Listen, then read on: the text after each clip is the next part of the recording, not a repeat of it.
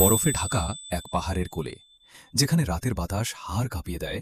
সেখানে ছিল একটা ছোট্ট নেকড়ে পরিবার। বাবা, মা আর 4টে শাবক। পরিবারটা ছোট ছিল, কিন্তু সুখী ছিল। বাবা নেকড়ে ছিল দলের মেরুদণ্ড, শক্তিশালী, সাহসী। প্রতিটা বিপদে সবার আগে ছুটে যেত সে। মা থাকত শাবকদের আগলে, উষ্ণতায়, নিরাপত্তায়। ছোট্ট শাবকগুলো তখন সবে চোখ মেলতে শিখেছে। পৃথিবীটা তাদের কাছে ছিল মায়ের গায়ের গন্ধ, বাবার পায়ের শব্দ আর গুহার উষ্ণ অন্ধকার। কিন্তু প্রকৃতি কোনো পরিবারকে বেশিদিন সুখে রাখে না।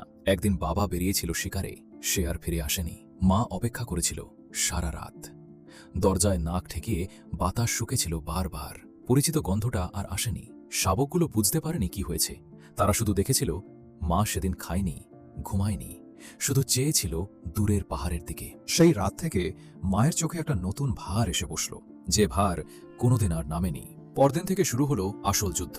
একা মা, 4টে শাবক, আর সামনে কনকনে শীতের মাস।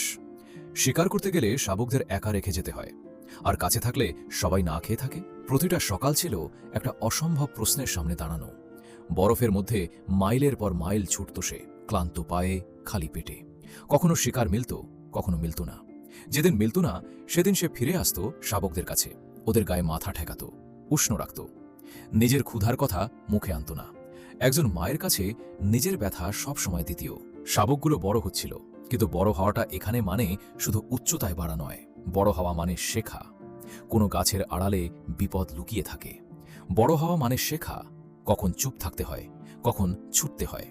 বড় হওয়া মানে শেখা ভাইকে পেছনে ফেলে যেতে নেই, কখনো না। মা শিখিয়েছিল প্রতিটা কথা, কখনো শব্দে নয়, কখনো চোখের ইশারায়, কখনো নিজের জীবন দিয়ে উদাহরণ হয়ে। একটা শীত এলো, যেটা ছিল সবচেয়ে নির্মম।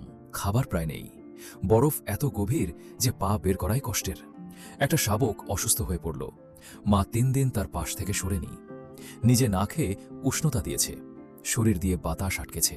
4র্থ দিন সকালে শাবকটা উঠে দাঁড়ালো। মায়ের চোখে সেদিন যা ছিল তার কোনো নাম নেই। ঋতু বদলালো, বরফ গলল, ঘাস উঠল, পাহাড়ে আবার প্রাণের শব্দ ফিরে এলো। আর সেই 4টে শাবক, যারা একদিন মায়ের পেটে মুখ গুজে কাঁদত, তারা এখন পাহাড়ের চূড়ায় দাঁড়িয়ে। তাদের গলার আওয়াজ এখন বনে প্রতিধ্বনি তোলে। তারা এখন শিকার করে, রক্ষা করে, পরিবার গড়ে। কিন্তু প্রতিটা হাওয়ায়, প্রতিটা তুষার ঝড়ের আগে তারা একবার ঘুরে তাকায় সেই পাহাড়ের দিকে, যেখানে বাবা একদিন হারিয়ে গিয়েছিল, যেখানে মা একা লড়াই করেছিল, যেখানে তাদের শৈশব ছিল কষ্টে ভেজা কিন্তু ভালোবাসায় পূর্ণ।